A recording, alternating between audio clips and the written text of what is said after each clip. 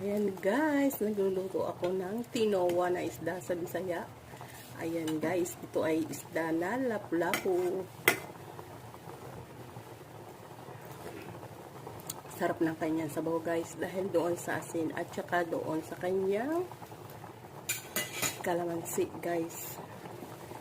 Yan, mayroon siyang dahon ng sibuyas. Ayan, lagyan natin malunggay guys. Dinamihan ko ang malunggay kasi masarap siya. Ayan guys. Papalambutin lang, papakuluan lang natin siya ng madali. Kasi ano ito. Ayan, ang sarap na ating ulam mga lalabs. Ayan ating isda Hindi natin masyadong hahaluin. At baka naman ito ay madurog yung ating isda.